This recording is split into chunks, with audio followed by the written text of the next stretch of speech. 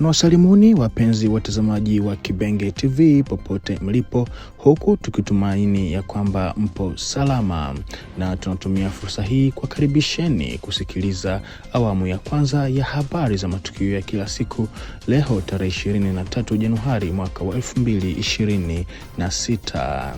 Na tutakwenda kuangazia hali halisi inayoendelea katika mashariki mwa Jamhuri ya Kidemokrasia ya Kongo, ambako baadhi ya vikosi vya jeshi la Rwanda na washirika wake wa M23 AFC na Twirwaneho vimeonekana hiyo jana tarehe 22 majira ya alasiri katika eneo la Biziba kwenye nyanda za milima mirefu za tarafa ya Uvira, vikitokea Minembwe na kujielekeza upande wa Kirungu, ambako vinakusudia kufanya mashambulizi kwa lengo la kufungua barabara inayoteremka kuelekea mji wa Uvira, na hapo tahadhari inahitajika.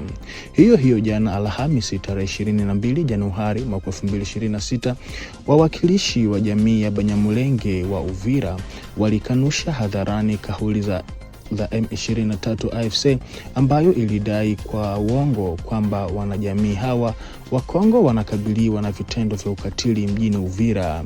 Raia hawa wa Banyamulenge wameshangazwa na njama ya wazi ya AFC M23 inayotafuta kwa lazima visingizio vya kuvamia na kutoa ardhi ya Kongo kwa gharama ya damu ya raia wa Kongo. Walieleza hayo wakati wa ujumbe wa kuleta amani uliotumwa na gavana wa jimbo la Kivu ya Kusini, Profesa Jean-Jacques Purusi Sadiki, ambaye anatamani kuona jamii zote za Kivu ya Kusini zinaishi kwa usalama, kwa mshikamano na kwa amani ya kudumu. Ujumbe huu wa mamlaka ya mkoa pia una jukumu la kuimarisha mazungumzo ya kijamii kati ya jamii mbalimbali katika eneo iliyoathiriwa na migogoro. Banyamulenge wa Uvira wamethibitisha kuwa hawajawahi kuwa waathiriwa wa vitisho wala ukiukaji wa haki kutoka kwa mtu yeyote, wala kutoka kwa wanajeshi wa FARDC wala kwa wazalendo.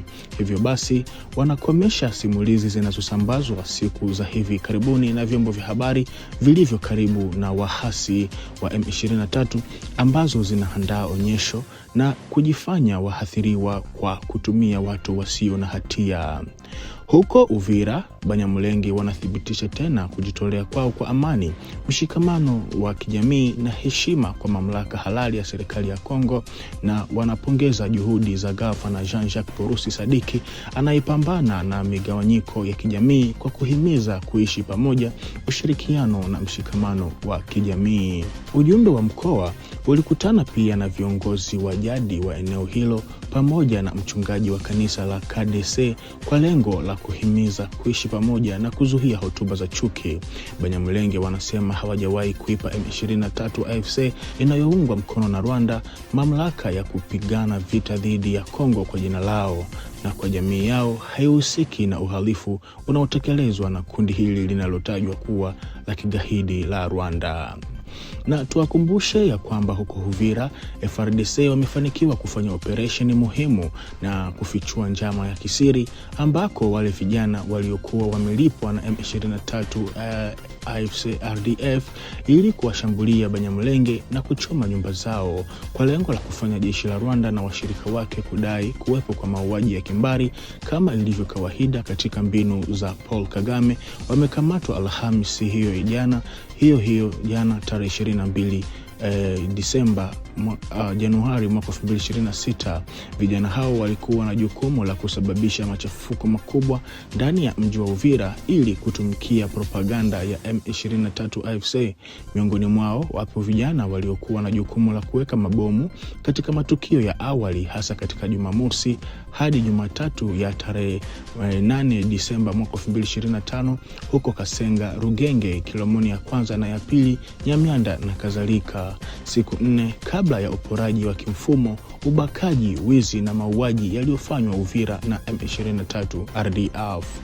Chanzo kilichopo eneo hilo kinathibitisha kuwa jeshi la Rwanda liliwaagiza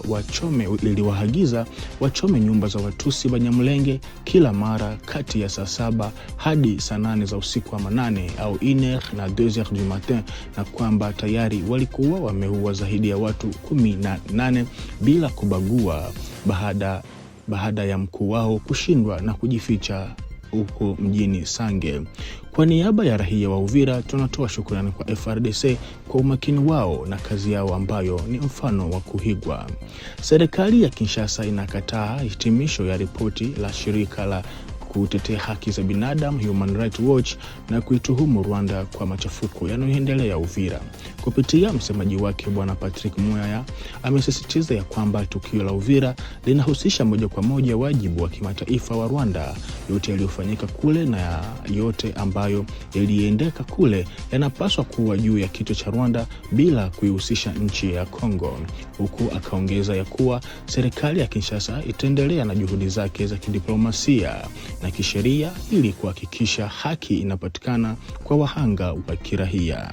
Na kwa taarifa hii, mpenzi mtazamaji wa Kibenge TV, ndiko ambako tunakwenda kuweka nukta kwa awamu ya kwanza ya habari zetu za kila siku. Baki nasi kwenye channel yetu kwa kuzidi kuhabarika zaidi.